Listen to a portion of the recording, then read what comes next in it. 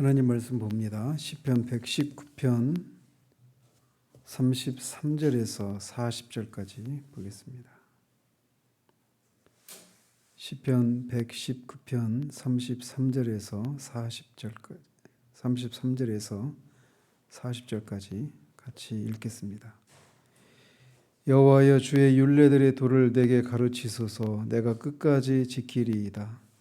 나로 하여금 깨닫게 하여 주소서. 내가 주의 법을 준행하며 전심으로 지키리이다.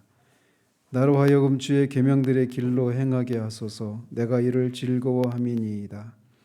내 마음을 주의 증거들에게 향하게 하시고 탐욕으로 향하지 말게 하소서. 내 눈을 돌이켜 허탄한 것을 보지 말게 하시고 주의 길에서 나를 살아나게 하소서. 주를 경외하게 하는 주의 말씀을 주의 종에게 세우소서. 내가 두려워하는 비방을 내게서 떠나게 하소서. 주의 규례들은 선하심이니이다. 내가 주의 법도들을 사모하여 싸우니 주의 의로 나를 살아나게 하소서. 아멘.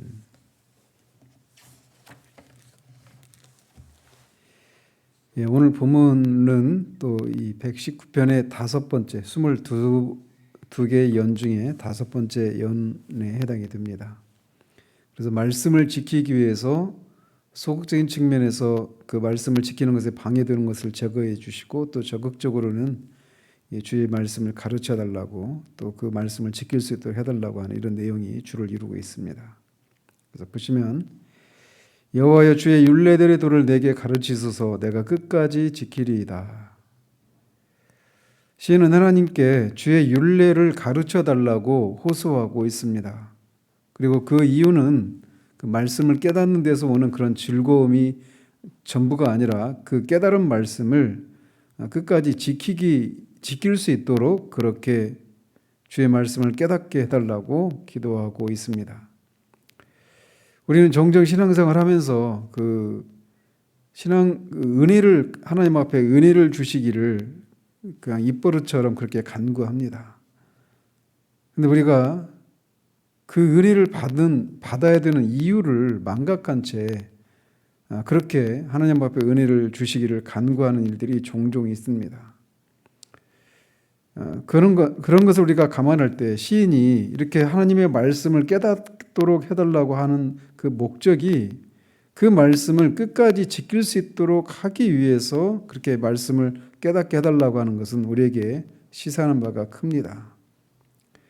여기서 끝까지라고 하는 것은 한마디로 말하면 그가 죽을 때까지 주의 말씀을 지킬 수 있도록 하기 위해서 말씀을 깨닫게 해달라고 고백하고 있는 겁니다. 죽을 때까지 말씀을 지킨다라고 하는 것은 결국은 나를 사랑하는 자는 나의 계명을 지킨다라고 하는 주님의 말씀을 가지고 생각해 볼 때 결국은 자기가 죽을 때까지 하나님만을 사랑하고 그분만 의지하며 살겠다라고 하는 그런 맥락의 고백이라고 할 수 있습니다. 그런데 우리가 알다시피 이런 고백, 내가 죽을 때까지 주님을 따르고 주님께 순종하고 주님을 위해서 살겠습니다. 이것은 우리가 정말 회심할 때 처음 하나님 앞에 그런 은혜를 경험하게 될 때 누구나 다 이런 고백을 합니다.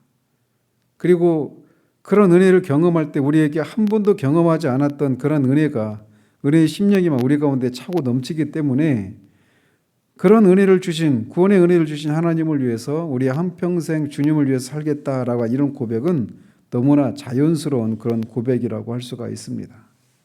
그러나 우리가 그때는 몰랐지만 이후에 시간이 흐르면서 죽을 때까지 주님을 그렇게 사랑하고 주님의 계명을 지키며 주님께 충성하겠다라고 하는 이 고백이 결코 녹록지 않다라고 하는 것을 우리가 얼마 지나지 않아서부터 경험하기 시작을 합니다. 왜냐하면 우리가 너무나 연약하고 그래서 우리 안에 여전히 남아있는 그런 죄된 그런 그 죄악과 그런 우리의 연약함을 인해서 그리고 우리 밖에 있는 그런 원수들로 인해서 우리가 이 고백을 지키는 것이 그렇게 쉬운 일이 아니라고 하는 것을 얼마 지나지 않아 경험하기 시작을 합니다. 그러면서 점점 우리가 내가 이렇게밖에 안 되는구나 라는 사실들을 정말 이렇게 저렇게 많이 경험을 하기 시작을 합니다. 하나님의 은혜를 얻고 그런 우리 마음이 그렇게 감사로 충만할 때는 하나님을 섬기고 그의 뜻을 따르는 것은 그리 큰 문제가 아닙니다. 그렇지만 그런 하나님을 향한 그런 감사가 하나님이 생생하게 나와 함께 하시고 나를 인도하신다라고 하는 이런 하나님의 임재 의식이 우리 가운데서 사라지고 하나님이 계시지 않은 것 같고 또 우리 몸도 피곤해지고 어려워지고 이런저런 삶의 어려움들이 닥칠 때 우리가 하나님을 섬기고 하나님의 뜻을 따르며 이렇게 끝까지 그렇게 충성하겠다라고 하는 이런 약속, 서언을 지키는 것은 결코 쉬운 일이 아니라고 하는 것을 우리가 보게 됩니다. 실제로 우리는 그런 예들을 수없이 성경을 통해서 많이 보게 됩니다. 예수님을 따랐던 수많은 사람들이 마지막에는 주님을 배신했고 사도 바울의 동역자들 중에도 세상을 사랑해서 떠났던 데마를 비롯한 많은 동역자들이 결국은 마지막에는 다 바울 곁을 떠나는, 그래서 마지막에는 소수의 사람들만 그와 함께하는 이런 것들을 보게 되죠. 그리고 우리 주변에서도 그런 사람들을 많이 봅니다. 젊은 때 또는 중년 때까지 그렇게 했던 사람이 노년에 가서 그렇게 변절을 하고 주님을 떠나는 그런 사례들을 우리는 주변에서 많이 보게 되고, 또 우리가 지금은 아직 머물러 있지만 우리가 참 주님을 따랐을 때 그런 우리의 모습과 달라져 있는 그런 우리들의 모습을 우리는 보게 된단 말이죠. 그렇지만 끝까지 정말 주님을 따르는 자, 충성하는 자, 그가 정말 진정으로 하나님의 사람이고 거룩한 성도고 의로운 백성이라 일컬음 받기에 합당한 사람이라는 사실들을 우리가 잊지 말아야 합니다. 참된 신앙은 끝날까지 결코 변함이 없는 겁니다. 사도 바울이 말하는 것처럼 겉사람은 후패하지만 우리 속사람은 날로 강건하다고 새롭다라고 말하는 것처럼 우리가 정말 끝까지 그렇게 주님의 계명에 순종하는 것을 통해 하나님을 사랑하고 하나님께 충성하는 이런 것이야말로 정말 하나님을 기쁘시게 해드리는 것이고 그게 진짜 신앙인 것이죠. 그런 면에서 우리가 처음 하나님 앞에 드렸던 그 고백이 지금도 여전히 유효한가를 돌아볼 필요가 있습니다. 나로 하여금 깨닫게 하여 주소서. 내가 주의 법을 준행하며 전심으로 지키리이다. 다시 한번 그런 하나님의 말씀을 깨닫도록 해달라고 기도하면서 간구하면서 역시 그 말씀을 깨닫기를 원하는 그 목적이 주의 법을 준행하기 위함임을 다시 한번 밝히고 있습니다. 그러면서 다시 한번 전심으로 내가 그것을 지키겠노라고 고백을 하고 있습니다. 주님의 말씀을 우리가 바르게 깨닫지 못하면 우리는 주님의 말씀을 전심으로 지키고 그 말씀을 끝까지 준행하는 이런 일들이 가능하지가 않습니다. 예수님 당시의 바리새인들도 율법에 대한 열심은 타의 추종을 불허할 정도로 그런 열심을 가지고 있었습니다. 그러나 그 말씀의 참뜻을 이해하지 못했기 때문에 결국은 외식에 빠지게 되었던 것처럼 하나님의 말씀을 진정으로 깨닫는 것은 우리가 그 말씀을 준행하는 것과 아주 밀접한 관계를 가지고 있음을 다시 한번 보게 됩니다. 시인은 전심으로 주의 법을 지키겠다라고 고백을 하는데 하나님은 이처럼 오직 한 마음으로 주님의 법에 순종하는 자를 기뻐하심을 우리가 기억해야 합니다. 나로 하여금 주의 계명들의 길로 행하게 하소서. 내가 이를 즐거워함이니이다. 시인은 앞에서 주의 말씀을 깨닫게 하시면 주의 말씀을 지키겠다라고 했는데 여기서는 자신이 주의 계명을 떠나서 방황하지 않도록, 그래서 주의 계명들의 길로 계속해서 행할 수 있도록 도와달라고 간구하고 있는 겁니다. 즉 자신의 무지나 나태함 등으로 인해서 주의 계명에서 떠나지 않게 되기를 바라고 있는 것이죠. 이것은 시인이 이렇게 주님의 계명을 끝까지 지키는 것이 자신의 힘만으로 되지 않는다라고 하는 것을 알기에 이렇게 하나님의 그 말씀을 지킬 수 있도록 자신을 도와달라고 간구하고 있는 겁니다. 주님의 은혜가 아니면 우리는 주님의 말씀을 한 걸음도 살 수가 없습니다. 그러면서 시인은 내가 주님의 말씀을 즐거워한다라고 말을 하고 있습니다. 사람들이 이 세상을 그래도 우리에게 주어진 삶을 살아갈 수 있는 것은 나름대로 우리가 보기에는 다른 사람들이 보기에는 뭐 그게 즐거운 일이냐라고 할 수 있는 이런 일들이 있지만, 그럼에도 불구하고 사람들은 다 나름대로 자기를 즐겁게 하는 것들을 위해서 또 그것들 때문에 자신들의 삶을 살아갑니다. 하루하루 그런 무엇인가 자신을 즐겁게 하는 것이 없으면 사람은 금방 무렴에 빠지고 삶의 목적도 살아갈 이유도 사라지게 되는 것이죠. 그래서 사람들은 각자 나름대로 어떤 것들 속에서 그런 기쁨과 즐거움을 찾습니다. 그러나 참된 기쁨은 주의 계명에 순종하며 누리는 기쁨입니다. 왜? 그 안에만 참 기쁨과 행복이, 영원한 생명이 있기 때문에 그렇습니다.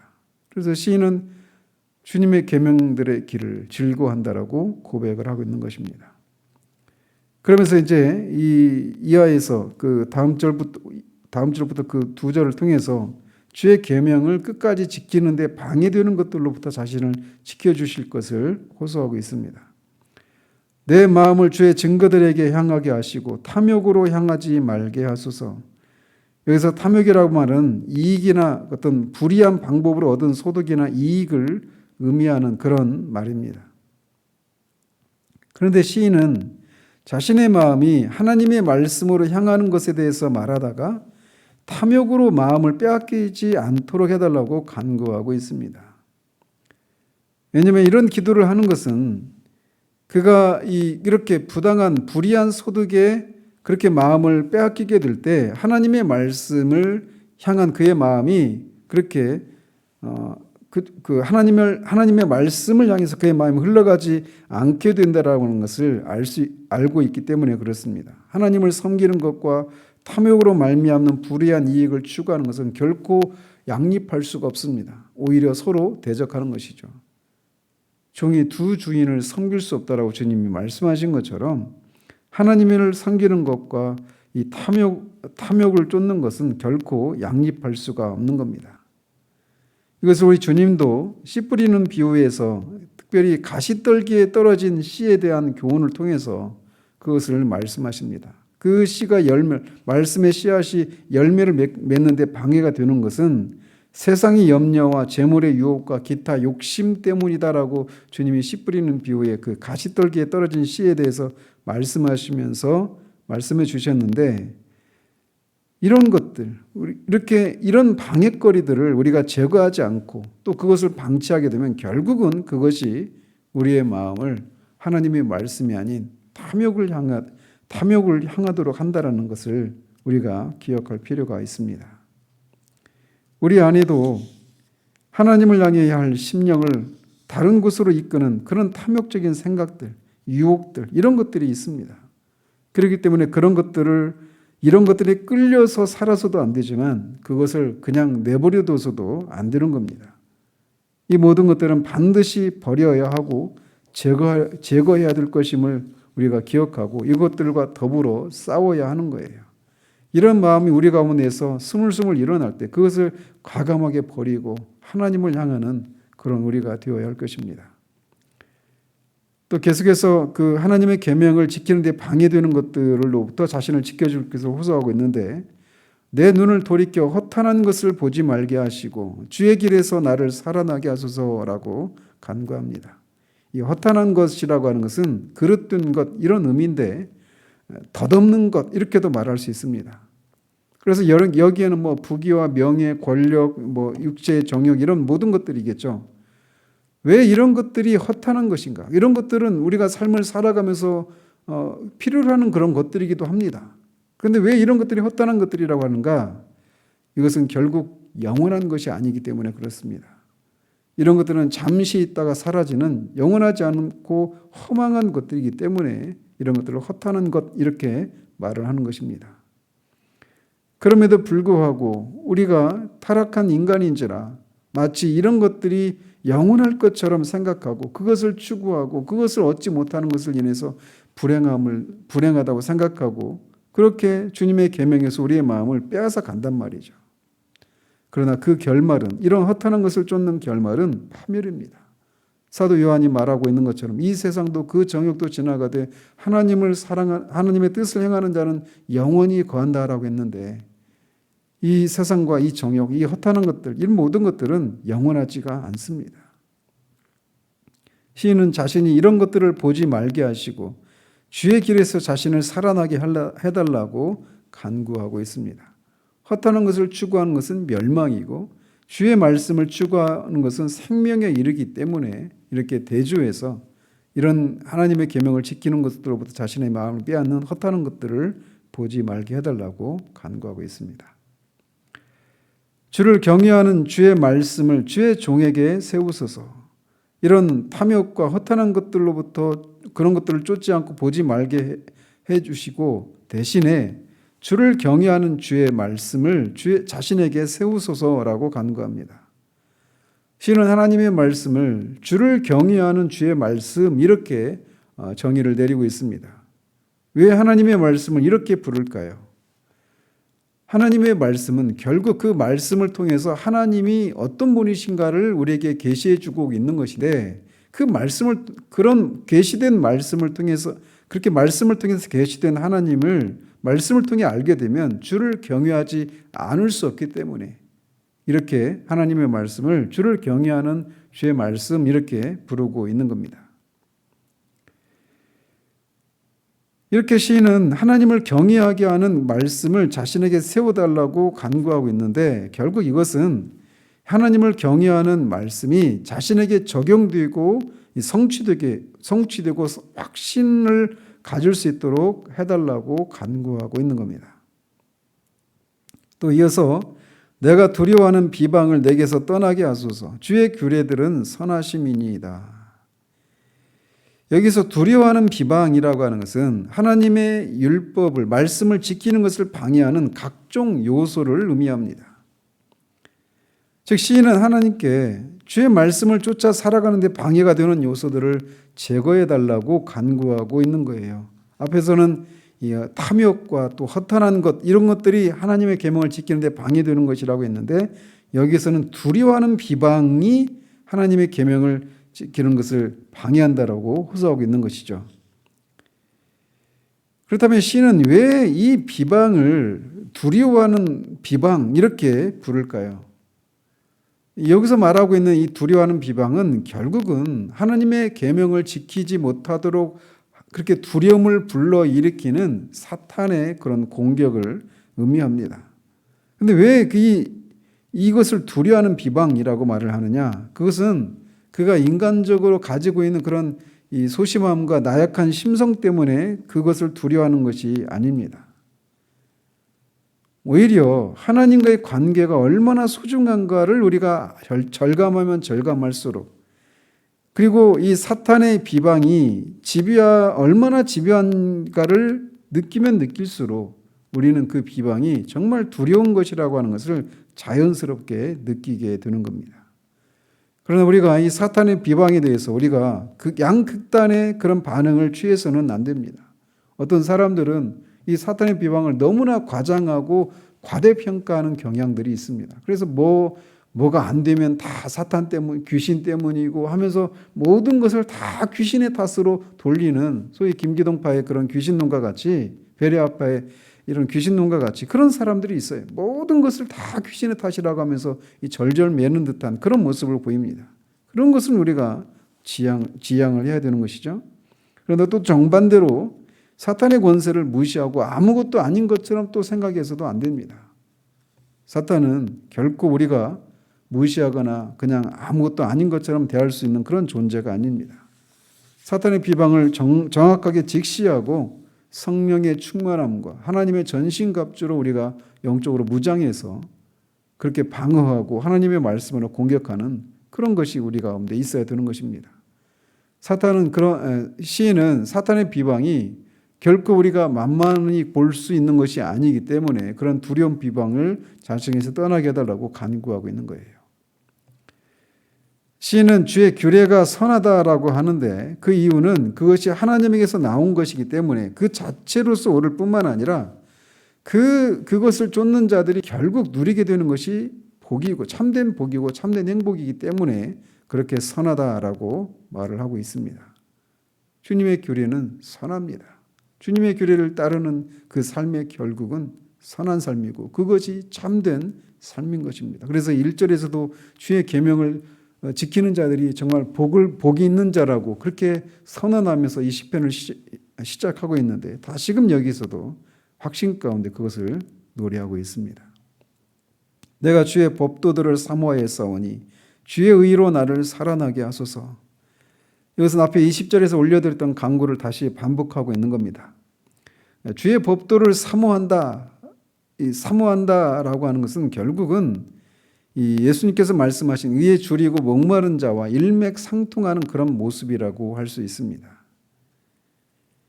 그래서 시인은 이렇게 자신이 주의 계명을 사모하니 주의 의로 나를 살아나게 하소서 이렇게 호소하고 있는데 이것은 소극적인 면에서는 악을 자신에게서 제거해달라 이런 간구이고 적극적인 면에서는 주의 의에 동참하게 해달라고 간구하고 있는 겁니다.